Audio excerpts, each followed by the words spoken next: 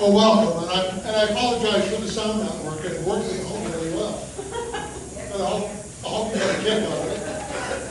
If you come to my house, you'll hear me say, yes, dear.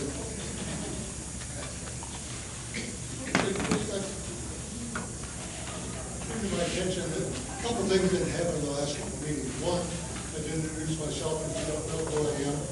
My name is Ron Ross. We've got other members of the board here. I'm going to ask them to stand as I call them, and others over here. Frank Matthews is back here. Linda Smith is back here. Ken Zajak's back here. Rosemary is up here. Anna Webster. There she is, way over there. I didn't see you sneak in, Anna.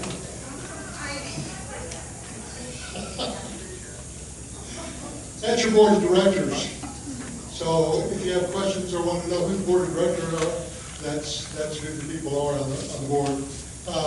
And again, we continue to invite people to come to the Tuesday morning workshop. It's always the first Tuesday of the month at 9 a.m. And then Wednesday night, board meeting here in the big hall. It's at 7 p.m. on the third Wednesday of every month. So come and hear and see what's going on in your community. I welcome you to the September 11th, 2019 Town Hall meeting. Tonight we're going to discuss a couple different things. Any questions from the August 14th meeting that were sent in? Proposed deed restriction amendment as it stands now. The board approved 2020 budget figures. The board approved that at the last Tuesday meeting. And the current draft of the 2020 reserve budget that the board approved that was also included in that budget. Your budget for Brookridge is made up of two different areas. One is an operating budget that continues on a day-to-day thing. The other is the one we're going to talk about primarily tonight, and that's the reserve budget. Reserve budget is the one that funds go into, that funds things, the clubhouse floor, any big project that's going on. Our paving comes out of that.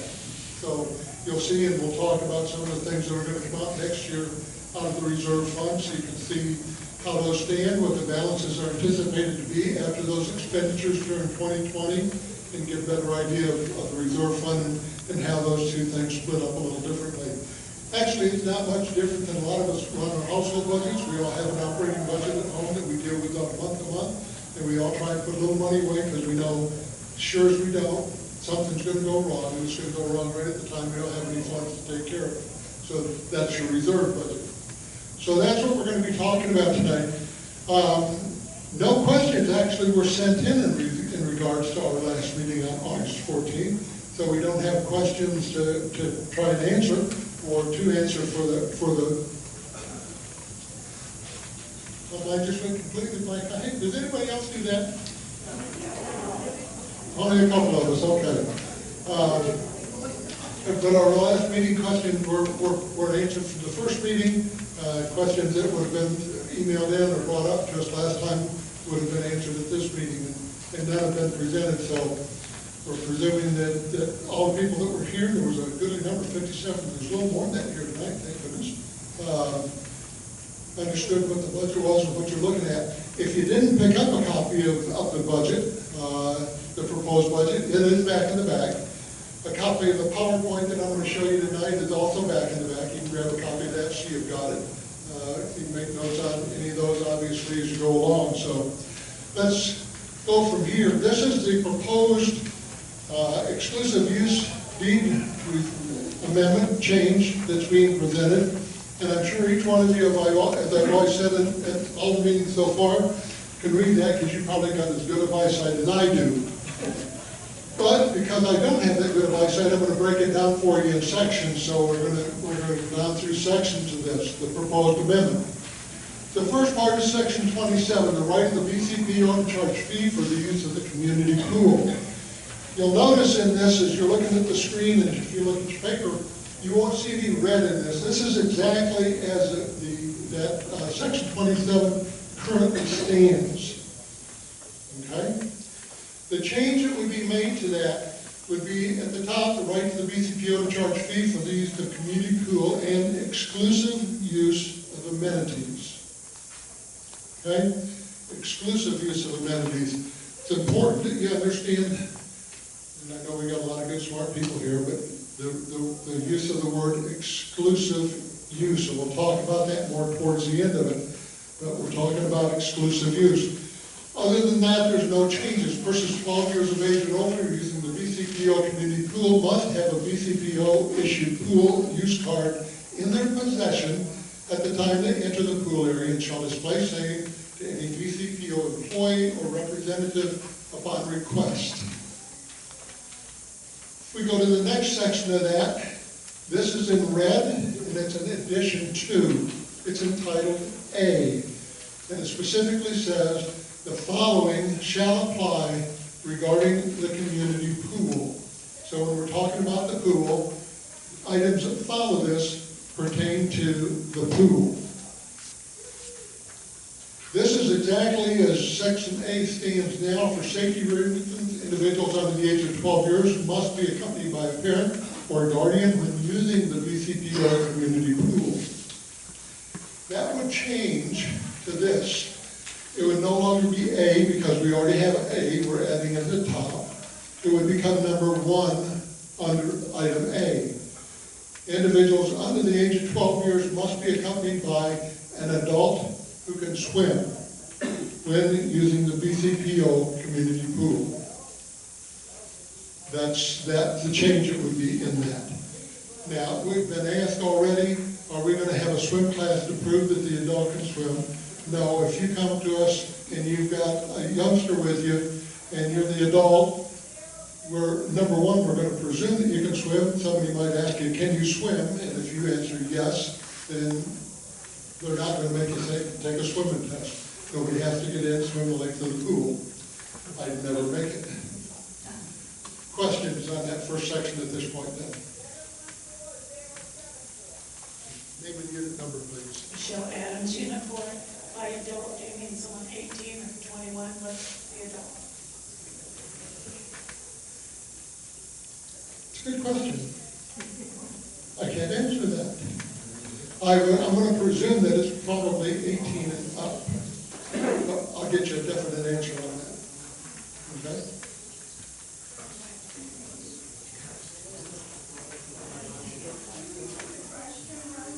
Can we get a microphone over that way to end up in the front?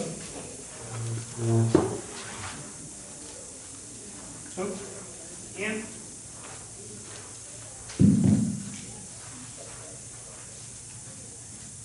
Ron, could you repeat the question that she asked? The question was the age of the adult. Are we going to say an adult is 18, or what age are we going to say somebody is an adult?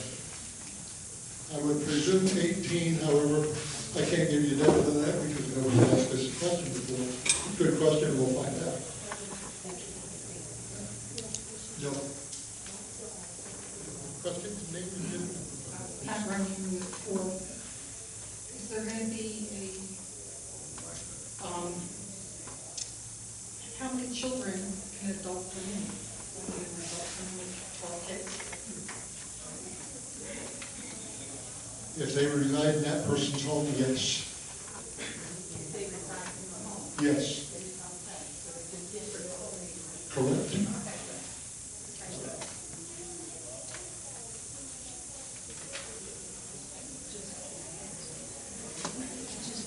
Just if you could repeat the question, because if they're not holding the mic up, we didn't hear what they're asking. The question was, how many children can they bring in with them? Okay? That's a change that would be made in section formerly known as A. It would be section 1 then. This is item B. Owners may obtain from the BCPO Administrative Office free of charge pool use cards from themselves and the family members related by blood, marriage, or adoption who are 12 years of age and older who are permanently occupying the owner's home with the owner and are properly registered at the BCPO Administrative Office. It's the way it currently reads. The only change in that, B would become number 2. The only change would be in that. The next section that you're looking at is section C. It would become section 3. That's the only change that would be there. It would remain, the BCPO shall have the right to charge a reasonable fee for the issuance of pool cards for renters, live-ins, and guests. Said fee shall be set forth in the rules and regulations. As it currently reads, the only change is it's now known as number 3 rather than C. The addition would be item B. The BCPO may charge a reasonable fee for the exclusive use of any BCPO amenity. For purposes of this section, exclusive use, quote, end quote, will mean that the amenity or a specific part of the amenity is taken or reserved for the use of one owner to the exclusion of other owners. Okay? The BCPO may charge a reasonable fee for the exclusive use of any BCPO amenity. For purposes of this section, exclusive use will mean that the amenity or a specific part of the amenity is taken or reserved for the use of one owner to the exclusion of other owners.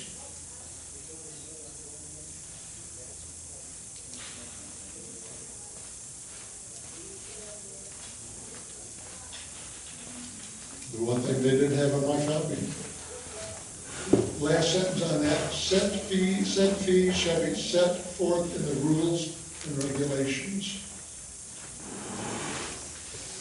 That's not on your copy. It's on there. Is it? Yeah. Okay. Said fee shall be set in the rules and regulations.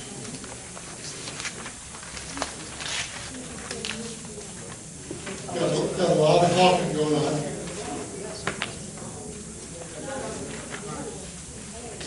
Right there. Name and unit, please. Good evening, Mr. President. Terry Himmons, Unit 4. And I'm going to say this every chance I can get. I find 2 problems with this deed restriction. The first problem is the word reasonable. By Mr. Ross's own words, at the July town hall meeting, he said they didn't want to put a dollar amount in there so that the board could change it as they see fit. So they're asking us to vote for something without telling us what it's going to cost. The second word is exclusive. At the July town hall meeting, President Ross was asked a question by some lady, I don't know who. And he used an example of shuffleboard courts and told her if she and her family wanted to reserve the shuffleboard courts for a period of time, that the board could then charge them a fee for that exclusive use. Okay. At the next board workshop meeting, there was a proposal for a new club that would limit membership to 16 people. There was a lot of discussion at that board workshop meeting, and ultimately it was decided that other people could join it. But what came up at that meeting, there's already a bunker club that only has 16 people in it, and nobody else can get in. One woman even said she's been on the substitute list for 4 years and couldn't get in. But that, according to Mr. Ross, is not exclusive use.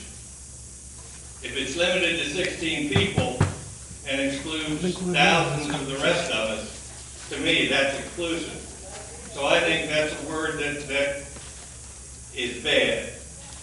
I think the word reasonable and the word exclusive make this a bad deed restriction. I just think you all need to know that. And the reason the word reasonable is there is so the board can change fees as they see fit. Maybe this board doesn't intend to have reasonable fees, but we need to think down the road.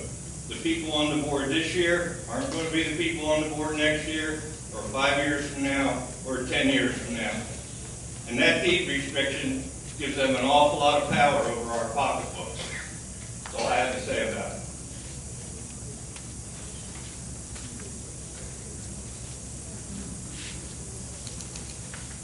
I said the reason you cannot put a dollar amount in a deed restriction is because anytime you need to change that amount, then you have to take it the full deed restriction before the homeowners association, which is where this goes with our vote in November.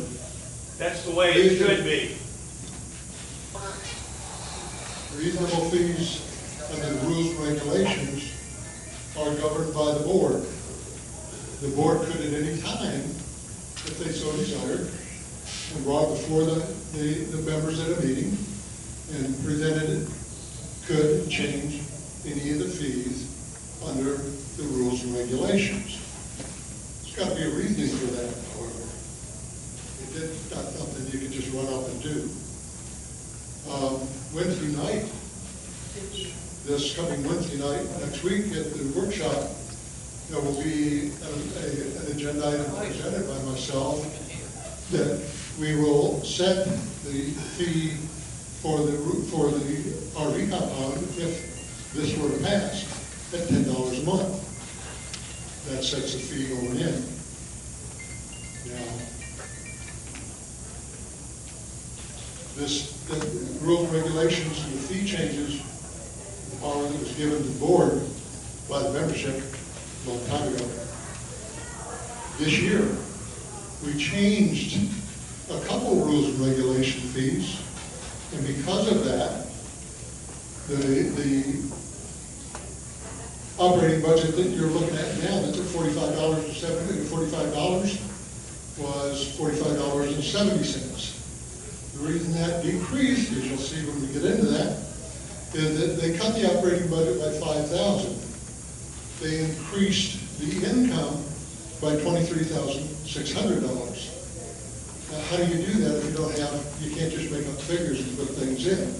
That $23,600 comes from a change in the rules and regulations on the cost of background screenings. It's coming out of people's pockets that want to move in to Brookridge, not out of Brookridge people's pockets. We realize everybody in here is on a fixed budget, and so we try to run the budget that way. Prior to that, you saw the budget reduced by about $36,000 and a few $100. That increase came as a result of us finding out that estoppel fees, which are fees that are paid by homeowners when they buy a new home, allowed us to be able to have an additional charge in there that's paid by the homeowner, the proposed homeowner, when they close on a home that's purchased in Brookridge.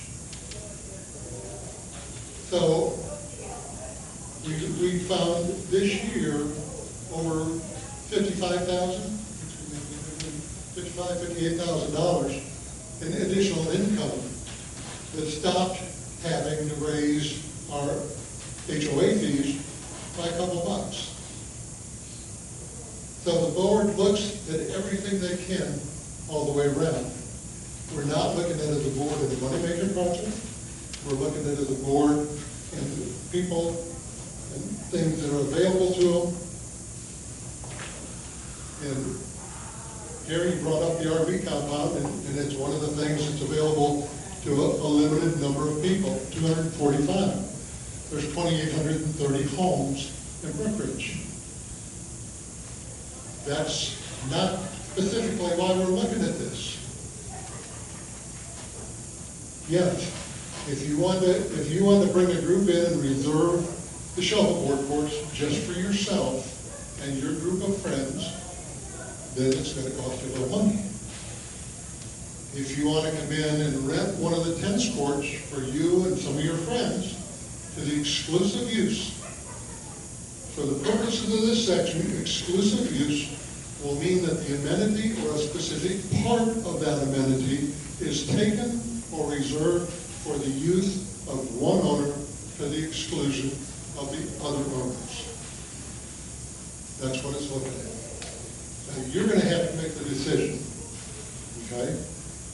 go back and forth all the way around. But that's what it's looking at with exclusive use.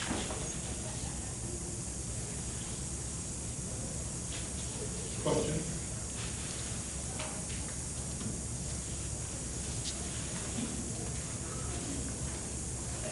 Name and unit number, please. Paul Harrison, Unit 4. As you were saying, Ron, there will be a fee for the exclusive use of shuffleboard, if you want to rent a tennis courts or whatever. The board's going to set the fee, and will this be published so that people in the community can see what the fee is going to be for these exclusive use rentals?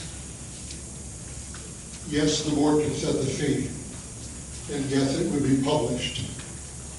However, if this is passed and comes to be, the first thing I want to do is put together an ad hoc committee of members to sit down and review anything that could be looked at as exclusive use, and let that committee of the residents come back to the board and tell us what they feel is reasonable for the use of that.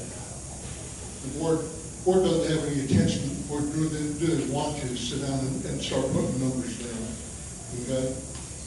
Now, yes, I just said I'm going to propose Wednesday night an agenda item for $10 fee. The reason I did that was because a lot of questions have been asked about that, and I want to relieve some people's fears at that point. Now, if the ad hoc comes together and the ad hoc committee says, we would recommend to the board that it's $15 a month, then the board needs to look at that and make their decision. Answer your question, Paul? Yes. Thank you. Name and unit, please. Lucille McGuire, Unit 4. One clarification. You're saying that this committee can deal with specifically with the RV compound? You don't have to wait for this to pass before you start charging? Yeah, I need clarification. It's simply this, so please clarify. No, what the agenda item going before the board says that if this passes, that the $10 monthly fee would be the charge for it. If it doesn't pass, it's a moot point, okay? It won't start, again, the board has to approve it and go forward from there. But if it passes and this doesn't pass, then it's a moot point, doesn't make any difference anywhere. The $10 charge, that's an item that's going to be presented to the board. In their packet, they'll have it for next Wednesday's board meeting.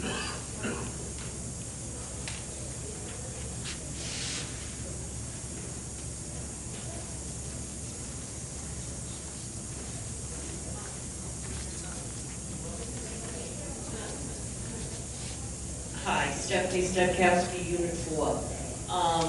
Number one, you're talking about $10. I think that's a little too little for the RV, to park their RV there. But also, will this exclude the pool? I just don't think that's an amenity that should have exclusive use. The only thing that refers to the pool in this, you want to know if this refers to the pool at all. The only thing that refers to the pool in anything was at the very top of this when it said the following apply to the pool. There's already in the rules and regulations a charge set up if somebody wanted to rent the pool or part of it. That's already there, and it's been there for, good gracious, 5 or 6 years that I know of now, at least that. Okay? Did that answer your question, Stephanie? I guess so, I have to read it again. Okay. Thank you. I'd just like to clarify my comment. I don't have a problem with the current board. I support the board across almost all the time. And Ron and the members of the board know that. What concerns me is the future. And the way this is worded, it puts a lot of power in the hands of people that we may not know at this time. Heck, I voted for every member of the board to represent me. But that reasonable fee, I think they should have to come to us for a change in what something's gonna cost. And I've said to Ron, I've said to a couple other board members, I have a slot in the RV compound. If you want to charge me a decent fee for that, I'll vote for it. I'm not opposed to that. But don't ask me to vote for something and not tell me what it's going to cost. Jerry, I love you. Well, you know I I support know I do, I know, and we've all got opinions, and it's really great that we can come together, okay, as residents, and share those in a meaningful way, and get answers to questions back and forth, so. Ken Walls, Unit 4. I'm over the RV compound right now, and today I got a printout. And I counted 63 names that give contributions to keep us going. That's out of 245 units in there. And that $10 fee looks pretty good. That's all I got to say.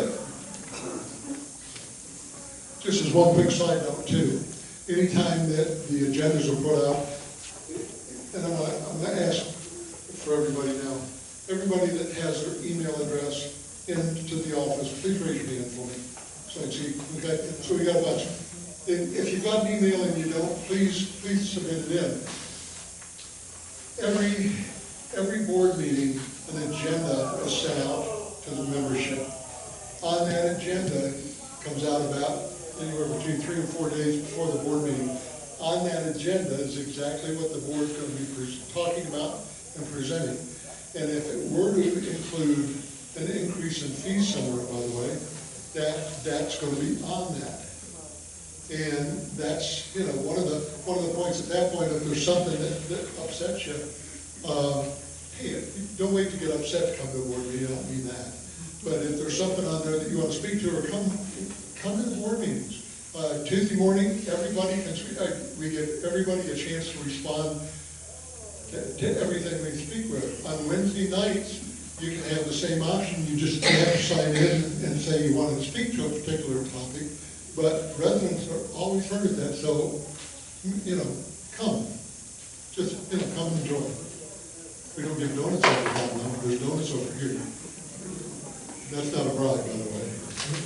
It's not a bribe. Hi, my name is Charlie F. Tosmas, and I'm with Unit 6. I would just like some clarification on the fees that you're talking about. If you're talking about $10, would you say hypothetically, and is that just for the tennis courts, or is it another $10 for the shuffleboard, and another $10 for the horseshoe courts?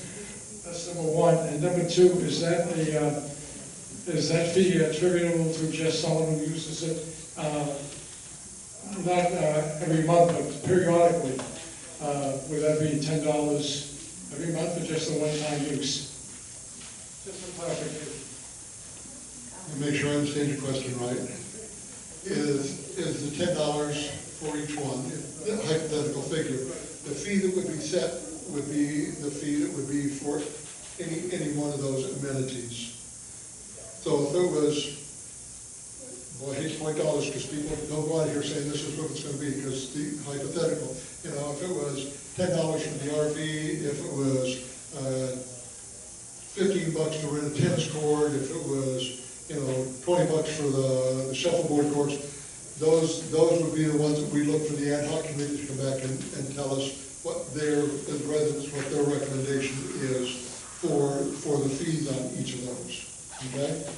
It would be if you were going to invite people in and you, to the exclusion of everybody else and take over that for that period of time.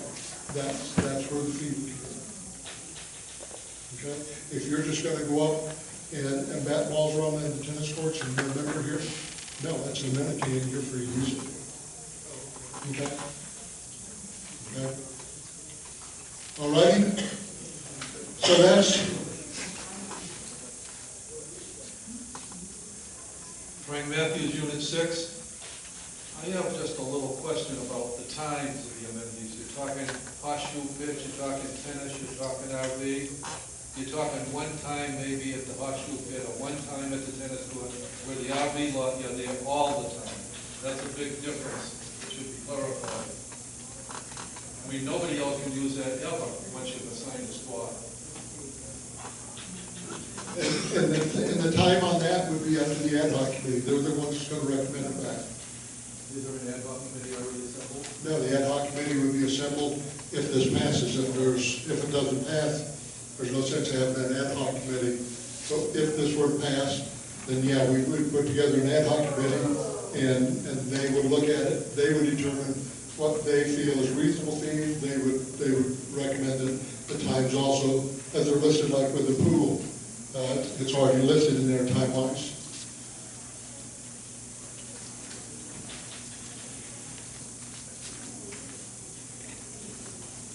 Gail Metcalf, Unit 6. I was on the board for 3 years, and it's really hard to sit up there and try to make everybody follow the rules. And what I'm hearing is a lot of fear, a lot of what-ifs. Everything that we have in the deed restrictions do say the BCPO may charge a reasonable fee.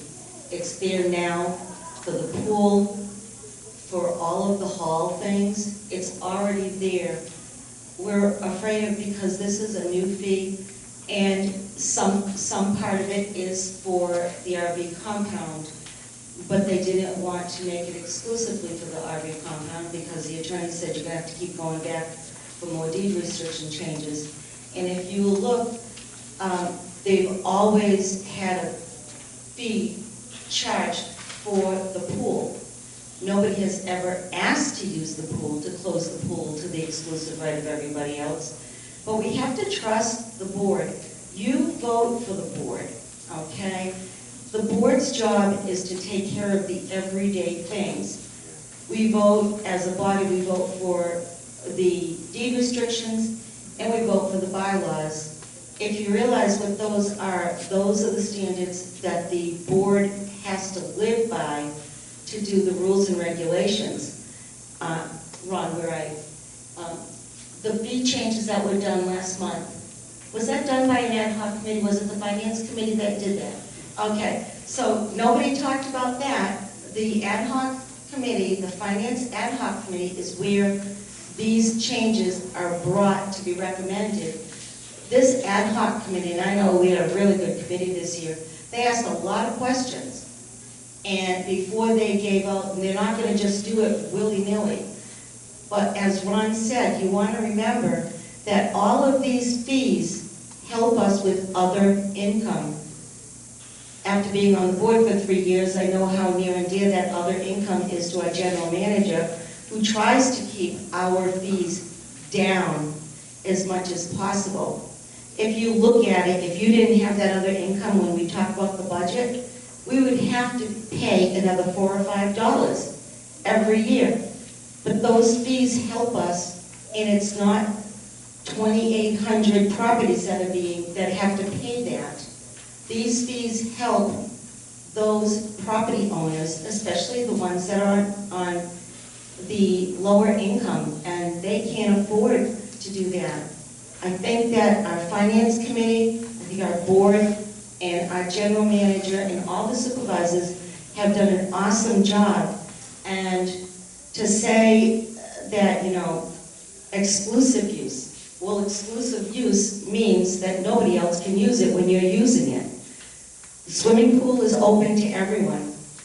All of the shuffleboard courts and the tennis courts and the horseshoe courts, everybody can go up there and use those. Even when they have clubs, you can join. But if you wanted to have a party and it's just you and you didn't want anybody else to join you, yeah, you're going to pay a fee, and there is a fee for that. But nobody thinks about that because we've already always had it. So we've got to get over the fear of what if somebody, I trust this board now, but what about the next board? You can't live in fear, and other boards have not done this. As a matter of fact, I think that the boards we have now are probably some of the most trusted board members that we have. And they had to raise the fees. And I didn't hear, I was at that meeting, I didn't hear one peep when everyone said, oh yeah, it's good to change these fees because we have to have the income from someplace.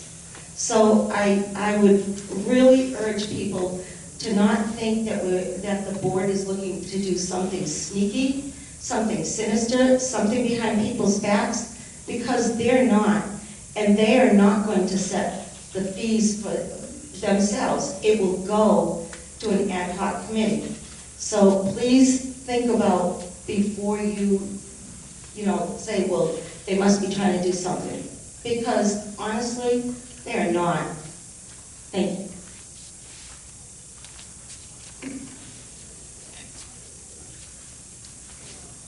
By the way, everybody's got paper in front of them, you probably got a pencil there somewhere too. If you have any questions on this, meantime, send an email to BOD, Board of Directors, BOD, at Brookridge.com. B like Bravo, O like Oscar, D like David, at Brookridge.com. Any questions? We'll take them. We'll get back to you. Can you repeat Okay. that again, Ron? I'm sorry? The email, can you repeat it?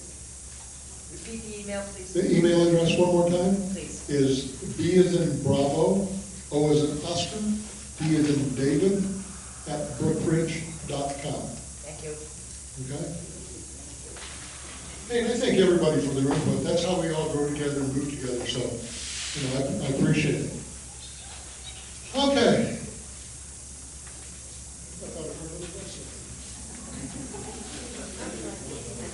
This next screen that you're going to look at was the third draft of the proposed 2020 budget that was presented by the Finance Committee. We reviewed this in detail at the last town hall meeting. And didn't get any questions on it, but I want to present some things for you. And you've got these sheets in front of you also.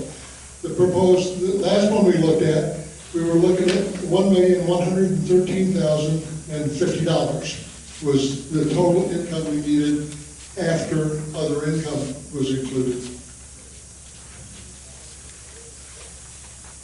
The fourth draft of the proposed budget, that you have a full copy in front of you, was presented by the Finance Committee after their review, and they presented it to the board, which was approved on September 3rd, 2019. That budget called for $1,089,450. My eyes are failing me from way back there. I've got to come up here. Okay? So that's $23,600 less that we needed than the one that we talked about last month. How'd they get that? They cut in the operating budget another $4,500. We increased income by $19,100. That $19,100 is because of the increased fees that we would be expecting as it goes forward on background checks. So those two figures added in reduced the total amount that the budget was going to call for by $23,600, which meant that instead of $45.70 and anything over 50 cents would get rounded to the next dollar, so you'd be looking at $48. Instead of $45.70 or $48, we're looking at $45. That's the only changes between the last budget we looked at last month and the budget this month. And I cannot tell you where that $4,500 is in there because I didn't go through it line for line, because I really wasn't concerned where they actually cut it. They went back, did the final review, and they put figures together and went from there. Okay? What we're going to talk about now is a reserve portion of the proposed budget that again was approved by the board last month.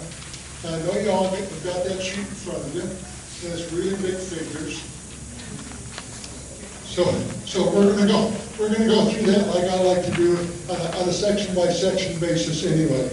So first thing we're going to look at on the reserve spreadsheet is dealing with the administration. The administration, I've got to get up real close to this, I put my glasses on. Maybe I'll do that. $14,000 would go into the reserve funding this year, okay? Now, you'll see that you've got 2019, 2020, ending funds for 2019, starting funds for 2020. Reserve funds, okay, 14,000, minus expenditures, the ending balance for 2020, 2021, starting balance for 2021. Right now in that, there are $16,459.56. Of the funds from the budget this year, it would receive $14,000. There's no planned expenditures in that site element. That's what they're called. Each of those are a site element. So we would end up next year in there with $30,459.56. Okay? You with me? The next section is the clubhouse elements. This place that we're in right now. Right now, there's 85,430 and some change in there. 57,000 would be put in. They're planning on spending $34,577 for folding partitions. That's those two walls back there that separate everything. When the new floor went in, they found out how unlevel the floor was. They had to do an awful lot of work on those, and those walls are just continuing to deteriorate and fall apart. And it's time to look at replacing those. That's already on the agenda for next year. It's coming out of the reserve fund, not the operating fund, okay? It's a planned expenditure. This is all reserve fund spending. That would leave us with $107,353 and some change at the end of 2020.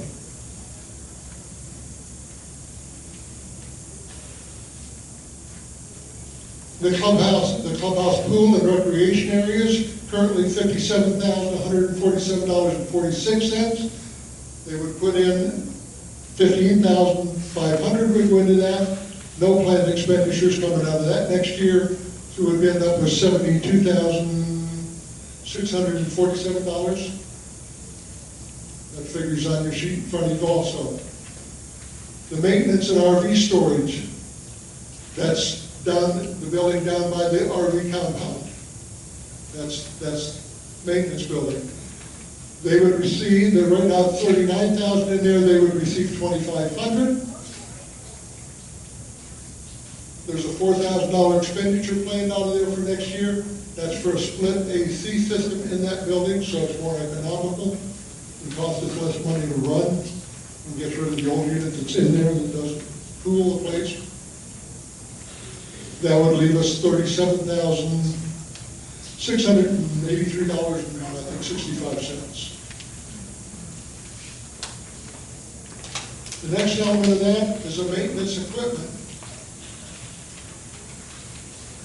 Right now, there's $137,803 in there. $11,000 would go in this year from funds. There's a $12,038 expenditure plan, and that's for replacing one of the Gator utility vehicles that we have that's on its last leg. There's a planned expenditure of $30,000 to replace one of the mowers that's on its last leg. That's what all the public works people are using to keep all the lawns cut, all the medians cut, and they deal with things from there. That's replacing the mower there. That would leave $106,765.13 at the end of 2020. In the security aspect of it, right now there's $63,561.62 in there. $14,000 would go in. There's no planned expenditures in there. Next year would end up with $77,561.62, I think, if I read that correctly, at the end of the year. The next side element in there is dealing with paving, the site elements themselves. Right now, there's $1,123,151.65 $3.35 in there. That would receive $314,900. There's a planned expenditure of $190,000. And that's for asphalt paving, our 6-year or a 10-year plan that we're on for repaving roads. So we've got a 10-year plan, if you didn't know that, on repaving and repairing roads. And now we're doing it, next year will be our 6th year as we move forward with repaving and repairing different sections of the roads in Brookridge that we're completely responsible for. At the end of the year, it's expected that we'll end up with $1,248,051 and about 35 cents at the end of next year. Vehicles that we own, right now they're looking at 10,000 would go in there on top of the 64,000 that's already there. There's a $20,000 expenditure that's going to be made next year, should be made for replacing of our 2016 little Sonic. My mouth is dry. Forgive me. The Sonic automobile that's sitting up there, and that'd be 20,000. It would leave 54,000 sitting in there at the end of the year. So when you come down to the bottom line, there's a $438,900 that would come out of our budget into the reserve. We would be spending $290,615. We would end up at the end of the year with approximately $1,741,990.27. The figures that go into those funds are set, not by us, but by the reserve funding people that we have come in and do the study. They reserve studies from Brookridge. They look at our buildings, the years, the age of them, when they have to be replaced, looking at the roads, looking at vehicles, every amenity that we've got. And they put the figures together to tell us what the age looks like on it, and we look at with them as to what it's going to cost to replace it, and in what given year would we have to replace it. If you saw it, there's a full sheet that goes out to Ray, 2034? 47. 2047. All the way out that Ray looks at, the board looks at every year to see what needs to be replaced, what the reserve study has said, and where we're at. If we feel the reserve study at a given point is out of sorts, we can, and we have in the past, call the reserve study, come back in and do a new reserve study for us to make sure that we're on track, that we haven't fallen behind, and at the same point that we haven't jumped too far ahead. To try and make sure that the funds that we're looking for HOA fees, we keep them as low as possible to enjoy where we live, to get things done, to be able to take it, have a wonderful home in Brookridge. I don't know about you, but I talk to people all the time outside Brookridge. When they find out what our fees are, I sign the letters of people that have applied to move to Brookridge. You'd be surprised how many people apply to move into Brookridge that haven't found a home here yet. But they know they want to live here, so they're taking the first step of getting approved to even look and buy here. So, you know, you've done it too. I mean, on a given Wednesday or Thursday, I probably sign about 40 or 50 letters that are going out to people of approval for them to move here. Some people like Brookridge. Okay, I'm going to climb off my soapbox. So questions? Terry, you've had the mic once. I'm going to move down to the other end for you real quick. Okay, drop the back from here. And I see you up there, Lucy. Move over here, there it is. I couldn't remember. Name and unit number, please. Hi, Paul Campbell, Unit 2. Could you pull the administration one back up again? No. Oh, yes, I can.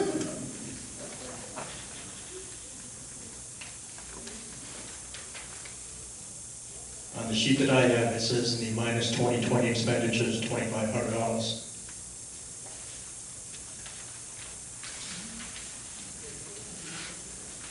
And on the one on the next sheet, it's not there.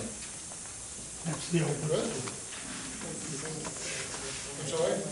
That's the old one, That's the old one? right. Is there This- 2,500 in that number? On the ceilings, yeah.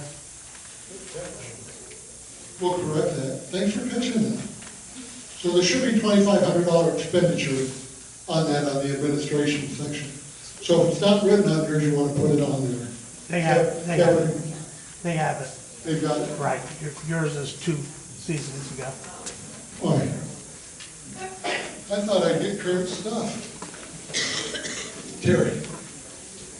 Ron, you know me from when we played golf. When rumors and propaganda are floating around, I go to the source. Tonight you're it. First thing that has people against this budget. Now, let me back up. My wife and I are positioned $2, $3, $4 a month doesn't matter to me. It really doesn't matter to me. Our taxes are going up. My last water bill, the water bills are going up. The trash fee on our tax bill's going up. Everything's going up. So I'm not opposed to a $2 increase. But around this community, as I talk to people, one of the big topics that comes up is this clubhouse.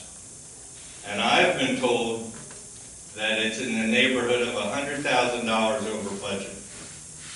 And if that's true, I don't know if it's true or not, if that's true, did the entire board vote for the replacement tile layers or whatever you call them?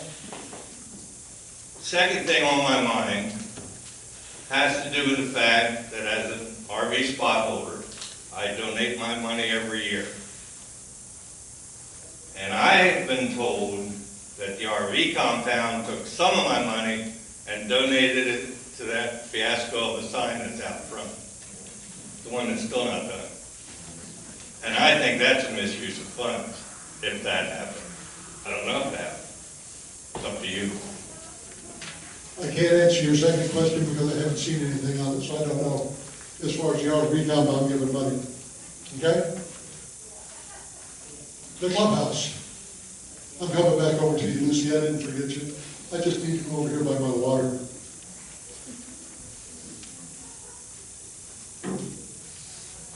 The clubhouse. Clubhouse started out at 120,000, maybe a couple thousand more than that, but not much. There was a change in tile because the tile that we selected was thin, and we wanted thicker tile. The board approved it. We increased it to $7,500. That puts us around 134. We had a contractor come in. He was not the lowest bid, however, as I gave the figures at the last Wednesday, no, Tuesday. He was quoting the larger tiles, the lower bids were quoting 12 by 12 tiles, small tiles. We wanted the larger tiles, so we went with his bid. He's been in business for well over 15 years, had a good reputation, and so we brought him in to do work. He came in, he said, well, you paid him, $86,000 is the first check we wrote somewhere in that area. He said, why did you write him a check for $86,000? I don't give any contractor that much. The reason he was given that much is because that was the amount of funds that he needed for his workers and all of the tile. So he was paying for all of the tile with that. Wasn't just to him. He came in, did work, ended up having some financial problems. And I'm not going to get into those because that's getting into personal stuff of that gentleman's. But from that point, after I talked to our attorney, he advised us, get some other bids in case you need it to complete the flooring so you can continue moving with it if you need to go. We did that. We met with the Shaw representative up here, and I can't remember the exact date of it, but it was in a report that Ray gave, and it's on YouTube. You can listen to it there or see copies of it. We met with the Shaw representative. He said the warranties were good. That same day, during that meeting, Ray walked in, and the contractor walked into his office just before he came up here and said, I quit. I can't do anything. Now, we need to make a decision, and that was to move forward with another contractor to get this thing finished. Okay? We ended up over budget by a little over $20,000. Total was $156,000 for everything. Okay? We weren't $100,000 over budget. I've heard that rumor before, so I appreciate you bringing it up, Terry. We ended up $156,000 and a few odd dollars. It was about $20,000 over. That overreach, by the way, was brought up because we had to hire the contractor to come in to finish it.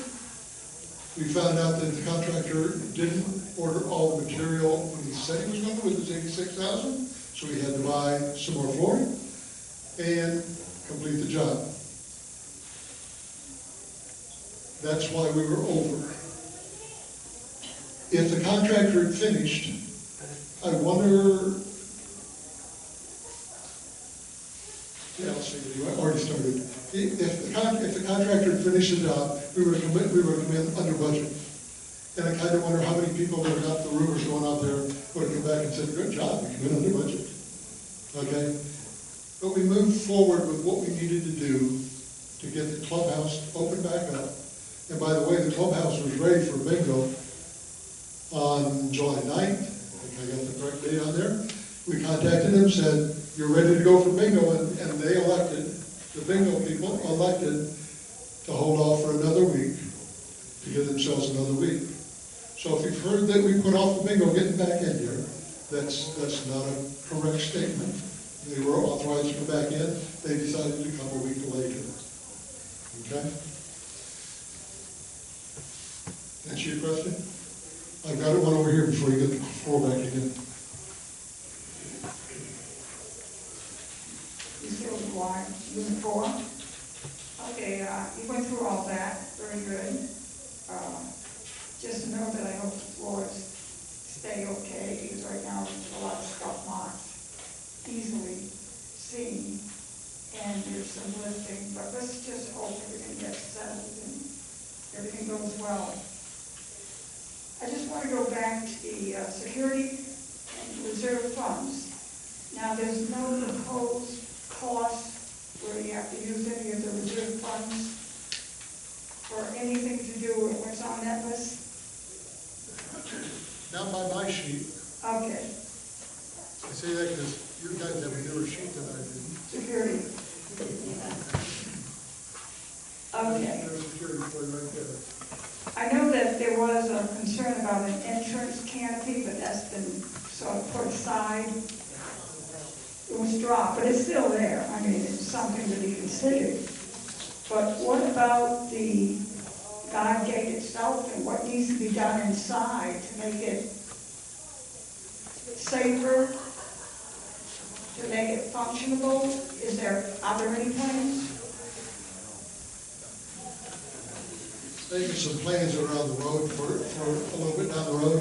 One of the big things that we did look at, we originally had in the reserve budget, and then we pulled back out, was about $25,000 for security to come out and put a roof from one side to the other.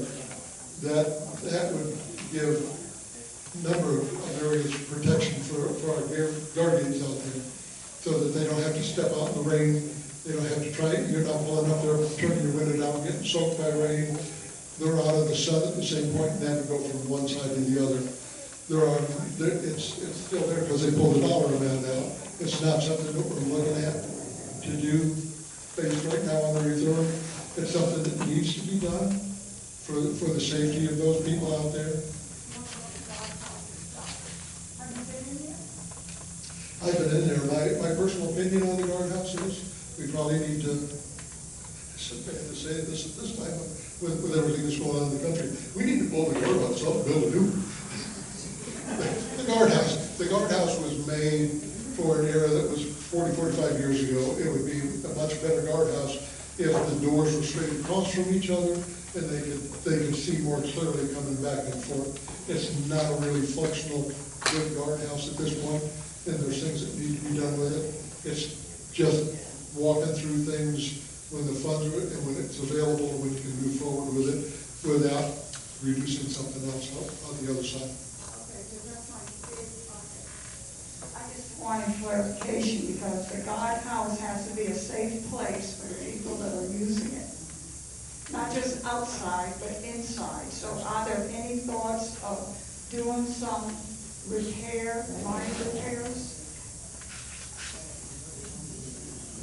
They got all kinds of thoughts and plans to try and get that done, but again, it comes down to the point of saying, when are the funds available to be able to deal with it? That's where it's at, that's what losing, and they have to look at some things and say, this has got to come before this comes. We know that's there, and we know we want to get it done. I know security wants it done, I know that Ray wants it done. I'd like to see it done. But at this point, it's when the funds are reasonably available to be able to do that. And there are no issues of safety at this point? There's always issues with safety, but I don't know that there's any in particular out there right now. Captain Schubert would. There you go. Catch him, he'd be glad to help and answer you.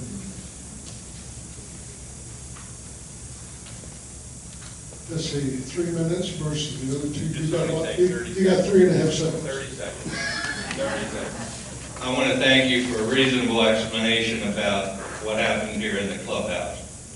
I accept your explanation, but you need to know that I've talked to a lot of people around this community, and that $100,000 figure is floating around, and people are saying, well, they're spending money like that, they don't need my $2 a month. You need to know that.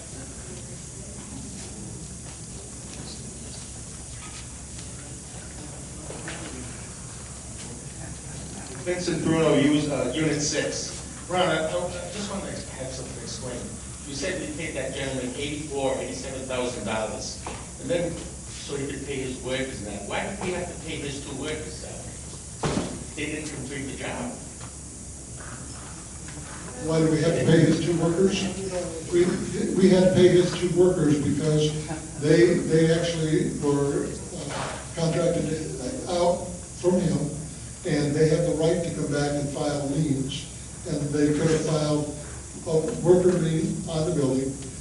They could have taken us to court. We'd have to pay them. We went to the attorney and we said, do we have to pay this? And he said, absolutely, because if you don't, they have the ability, and probably would have done it, I would have done it for $3,500, to file the lien against Brookridge, and we'd had to pay him. There was no choice on that. Comes right in there. I got, and I want to touch back on Terry's thing for just a second. The $100,000 rumor is out there. If I counted right, I got 57 people sitting in this room. That counted me at 58. Okay? I would hope that you would tell people what you heard. Okay? That's not true. It's not over $100,000. If they want to hear the figures, tell them to go to YouTube and look at last Tuesday's board meeting. The figures were given then. If they want to hear it again, they can go to the previous Wednesday night board meeting and hear the report that was given on the same figures again.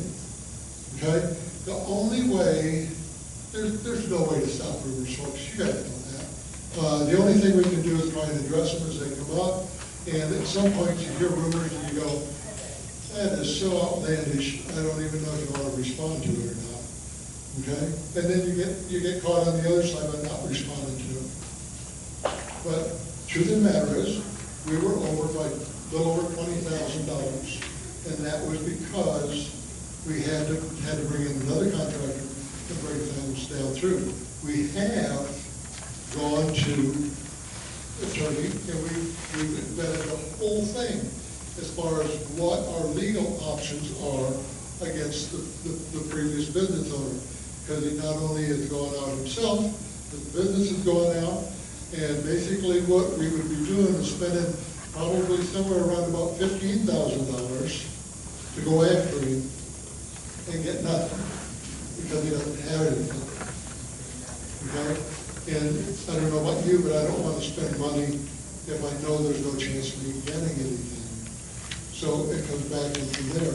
Question's also been raised since we're talking about the clubhouse before, is, was he bonded? No, he wasn't. The reason is, most contractors in the state of Florida, and a lot of other states, unless the job is huge, okay, and 150,000 is big for me, okay, but when you get into that, okay, they're talking when they get into $1 million, $2 million jobs, then they end up bonded. Could we have gotten a bond on him? Sure could have, okay? It would have cost us $15,000. We knew that going in. So it spent $15,000, and if we carried the job all through, it would have cost us another $15,000. If we'd had the $15,000 bond, okay, we could claim on it, and we could get part of our money back, and we'd be plus about $4,000. Okay? Hindsight's always fantastic, but we look at things as they go through, and we try to make the best decisions we can going into things. Okay? Did I see somebody cashier now over there? Back on Union 4, is there any reason we can't have that report printed in the book so people can actually read it? Because if you look at it on, if you look at that on YouTube, you have to watch it like 12 times to get all the numbers down right. Why can't that report be printed in the book?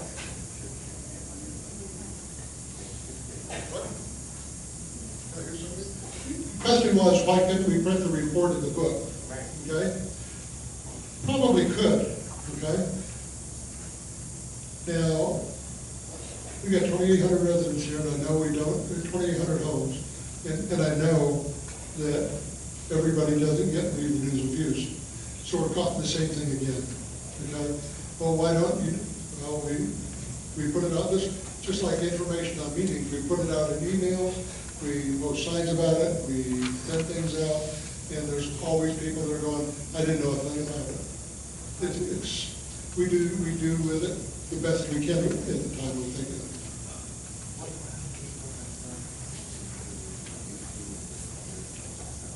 Beverly Epstein, Unit 6. What was the cause of the asbestos issue? The asbestos that was reported by someone? Yes, we did have to stop work for about, Ray, week and a half, 4 weeks. 4 days. 4 days we stopped. That's short of a week. 4 days. The state of Florida received an anonymous tip that we were taking flooring out that had asbestos in the floor. So everything got shut down.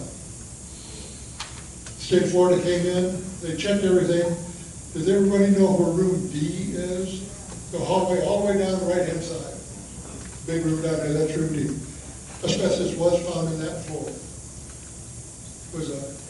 2%. 2%? 2%. Small amount. But asbestos was there, okay?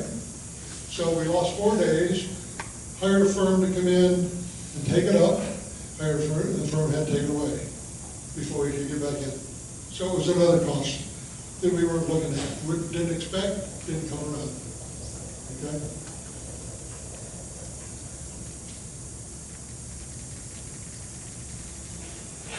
My thumb gets a cramp, I'm in trouble.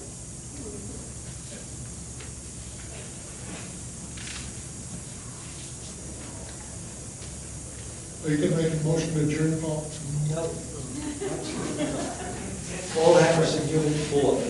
At the last board meeting, I know the figure you gave, I understand that figure, and then you also said the total cost of this floor, including everything up to date, was $173,000. You said that, okay, you got the money, then you said you had, Shaw was the guy for the tile?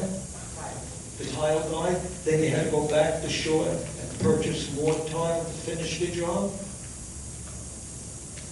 That's what I thought. And last week, I was in here playing line jingles, left, right, center. I don't know what type of workmanship he had, but tiles were lifting up over the floor already. That's poor workmanship.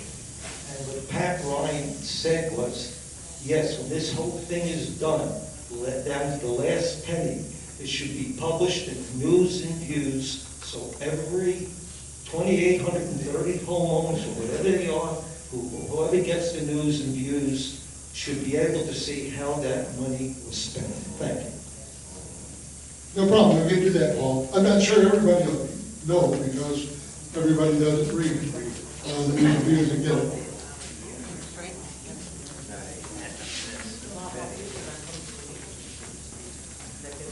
Frank Matthews, Unit 6. I know it costs money to bond, and I think it would be a well worth thing to do on all jobs that are over. We gotta come up with a certain figure. You buy insurance for your car, you buy insurance for your house. When you have a job that's $150,000, I think we should have some insurance on the people that are doing it. Could be a good idea. Be a good agenda item for a board member to present before the board. Need to be approved by them before they can do it. So it comes in from there. Okay. I'm trying to get you all out of here quick. But answer your questions at the same time. Go ahead, Bruce. Was there an ad-hoc? Oh, it was again, you're Goliath. Okay, where do you have an ad hoc committee? Because now you have one for the stand, right?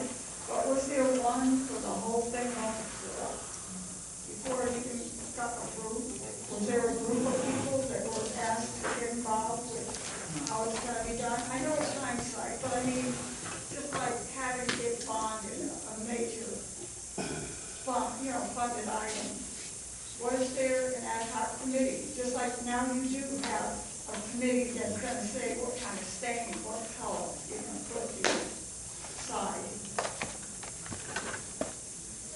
Correct your first statement. You've asked for an ad hoc committee, and so far I haven't had anybody step forward except one person that probably spoke to it that will volunteer, Paul. I won't mention Paul's name. But anyway, so that ad hoc, we're asking for people to be in that. Was there an ad hoc committee in the floor? No, it was looked at by management, and the clubhouse manager told us what they need. It was presented to the board. The board looked at it, looked at all the bids that were put in, and the board made the decision to go forward.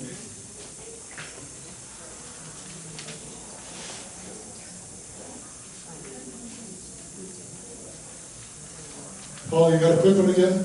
Well, I got your neck. Paul Harrison, Unit 4. Lucy asked the question. You have an ad hoc committee for the pay. You want to have an ad hoc committee for whatever. What you should have had, you said, you didn't, just explained it, you should have had an ad hoc committee for this floor, or maybe you have contractors who live in this community could have given management ideas, and they could have heard the contractor giving his ideas before this was all done. Thank you. You're welcome. So, Paul, the deadline is November 16th, I believe, for filing a resume to run for the board. So I would look forward to you doing that.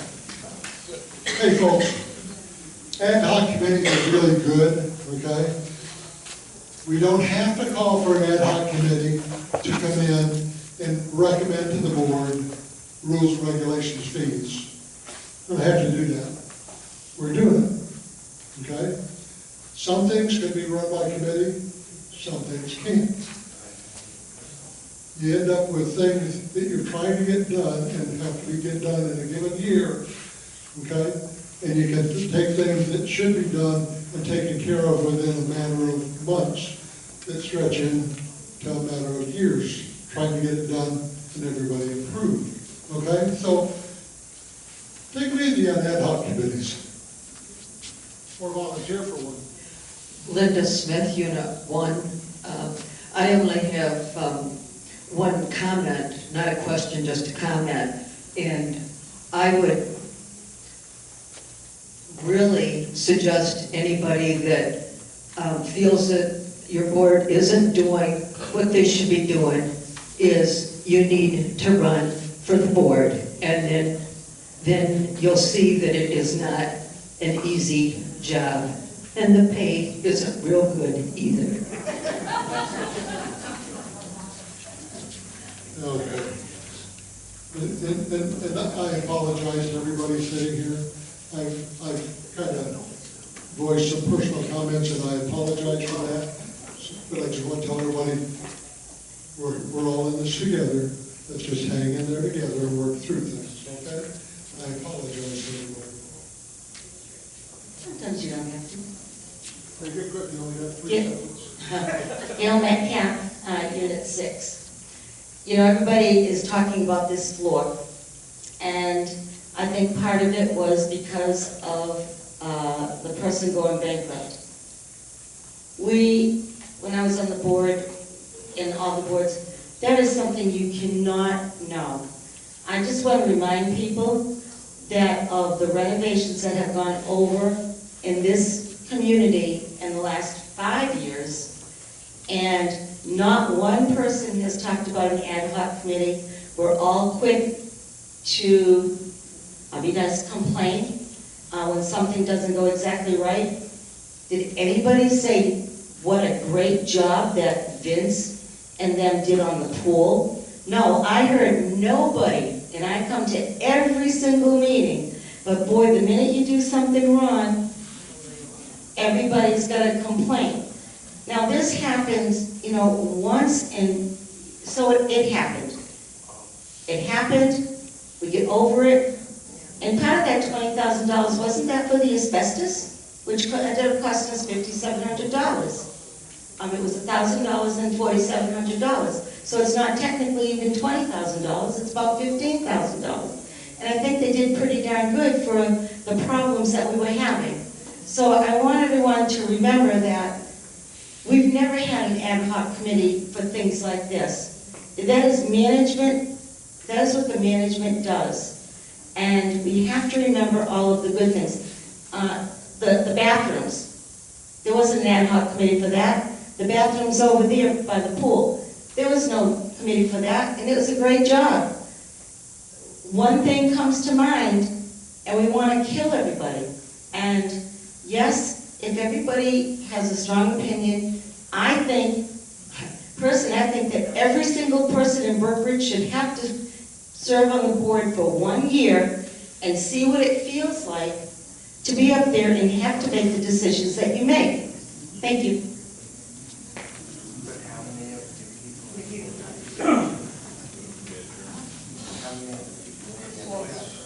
Patrona Terman, Unit 6, or 3, I'm sorry. I work here in the clubhouses, I'm sure all of you know. I have to defend Vince and the guys and the Ray and the board. We were trying to get this clubhouse open as soon as possible for you. So some decisions had to be made to move along. They couldn't wait to get a committee to do some things because, you know, like the asbestos, there was no waiting for that. You had to do it immediately. So I think that we should think about the fact that they're trying to do the best they can and the best they know for the residents of Brookridge.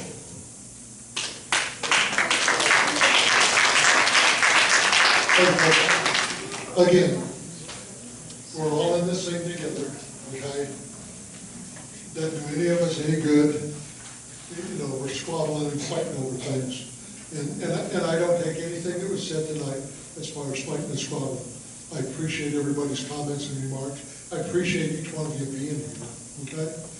If you want to, you know, we've got an ad hoc committee that we're putting together that is going to look at the color of the stain that's going on the wainscoting, if any. That ad hoc committee will look at things, bring the recommendations back, the board will make a decision on it. We've got an ad hoc, how many people have heard about the ad hoc committee that's looking at extra storage? Looking at extra storage space. Yeah. There's an ad hoc committee that's looking at extra storage space, okay? There used to be, a couple of years ago, they looked at a separate building out here. by the way, that committee considered that and then took that out of the agenda. We're looking at storage.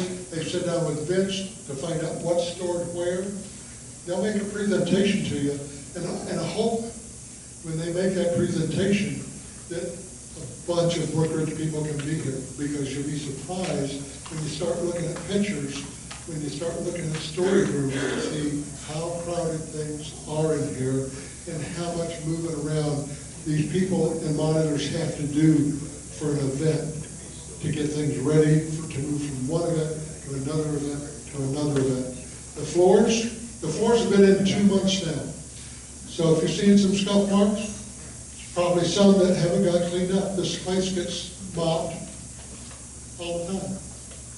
They're looking at a floor scrubber to come in, a small one, to get into some of the rooms. Okay, they've got a large floor scrubber. They work with that.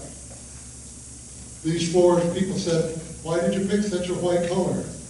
This white color is actually darker than the color that was originally approved by the board. So they went a darker color on it. Some people would like to see this color all the way through. If you saw a dark color like this all the way through, you can't imagine how much dust and dirt you'd be able to see on the floor after different events. When you bring a bingo here, who can give me an answer on bingo? How many people are coming into bingo on a Friday night? Okay, have you ever walked in here on a Friday and saw the table set up for the Friday night bingo? There's got to be at least 7 or 8 people in here, okay? Between 180 and 200. With that many people coming in and tables moving and going all over the place and chairs being shoved and pushed around and you know, a lot of those people aren't Brookridge people, okay? And I love them, okay? But a lot of us do the same thing. We don't pick that chair up and move it, we slide it back, okay? Because I'm lazy and I want to slide my chair rather than to pick it up and move it. I've held you here longer than I want to hold you, but I got you, so I'm going to say amen. No, that's another story. Thanks for coming. Thanks for being here. Thanks for being Brookridge resident. And put the word out what the real figures are. Thank you.